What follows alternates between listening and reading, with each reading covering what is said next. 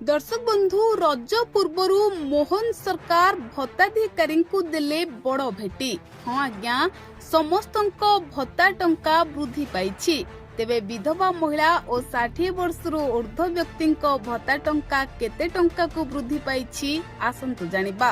दर्शक बंधु मोहन सरकार जो प्रतिश्रुति देइथिले गोटिए परे गोटिए सेही प्रतिश्रुति को रक्षा करुछंती। प्रथमे सुभद्रा टंका आउ एबे भत्ता टंका वृद्धि। तेबे दर्शक बंधु सबुठु बड़ कथा हेउछि भत्ताधिकारी माने रज पूर्वरु भत्ता टंका पाइबे आउ ताहा भी वृद्धि घटिछि। तेबे याको नेई एबे भत्ताधिकारी मानक मनरे खुशीर लहरी खेली जाउछि। तेबे केउ मानकर केते टंका भत्ता टंका वृद्धि पाइछि आसंतु संपूर्ण खबर उपरे नजर पकाइबा।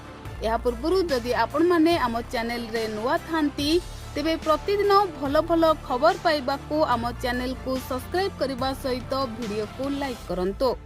दर्शक बंधु आपण माने जानि छंती मोहन सरकार प्रतिटी निर्वाचनी प्रतिश्रुति पूर्ण करूछंती।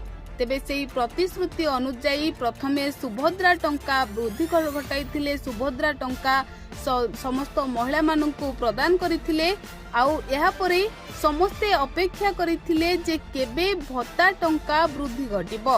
तेबे सबु अपेक्षा सबु प्रतीक्षार अंत घटिछि। एबे भत्ता टंका वृद्धि घटिछि आउ विधवा महिला एवं 60 वर्ष ऊर्ध्व व्यक्ति विशेषंक कहवा कथा सेमानंकर केते टंका वृद्धि घटिछि।